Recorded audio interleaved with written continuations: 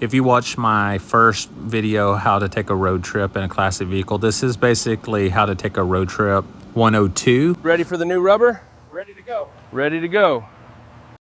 This is more real world application, kind of do what I say, not what I do.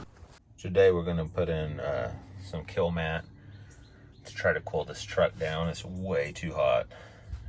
We're gonna think race car, not show car.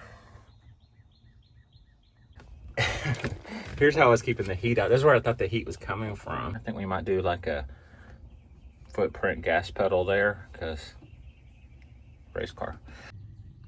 I covered this with a rubber mat 3 years ago. Just trying to get it on the road, and I just covered it up, but I forgot about it, and I think like that's my heat source, or at least a heat thing, but I'm thinking that is probably my heater right there. I love my optimism. I used this kill mat down the seam, and I really didn't know how to make this work where I could still remove this transmission pan if I needed to.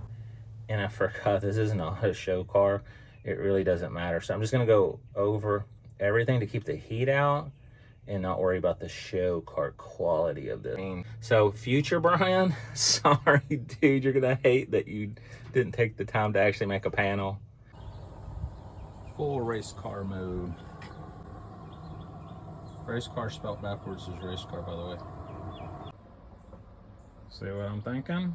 I'm gonna build like a little air conditioner cooler for 2 people to ride in. I have one, but only 1 person can ride in, the driver, because passenger, yeah, you get it.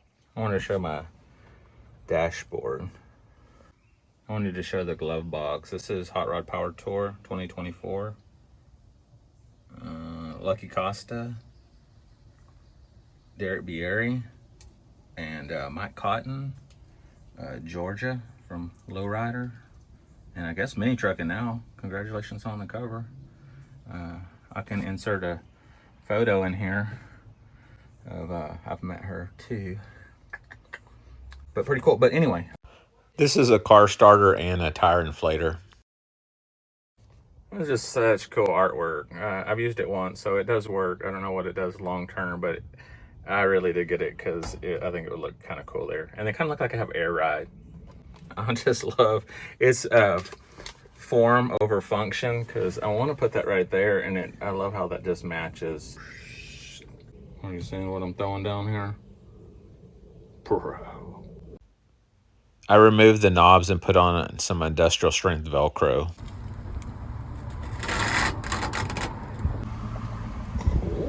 Okay, let's address the engine. Do what I say, not what I do. I appear to have a small oil leak. Stemming from, I did not put a gasket on the distributor. The temporary fix is a permanent fix. I was just trying to get it going, but I never put that on. And I am going to try this and hope for the best. There's like 0% chance that worked, but it makes me feel better. And then I noticed my kick down cable has come off. Do you see the screw down there? Guys, put Loctite on there. I'm not going to, I'm just gonna fix it. With the oil leak addressed and the fluids topped off, let's see what else we need to bring on this road trip. Check your tires one more time before you leave. Make sure it's got plenty of tread, no wires. See the spare tire. It's a bias buy, I don't recommend, but it will get you home. This is the one I would recommend, the big 4-way. Harbor Freight jack. A little bit of gasoline, some water, some antifreeze.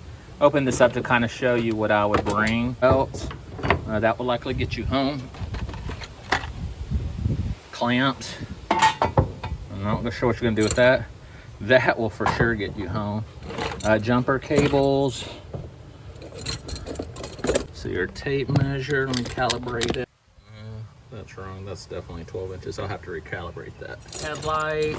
I think there's even a fuel pump in here. Okay, this is what the interior ended up looking like. I ended up cleaning up the wires that were hanging down with zip ties, and we're ready to go. I just wanted to show you a day in the life.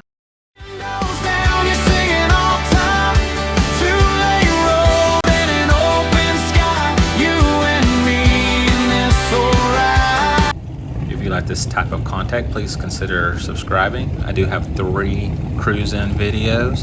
If it's something that you'd be interested, please try to check those out. That's a wrap. Please subscribe.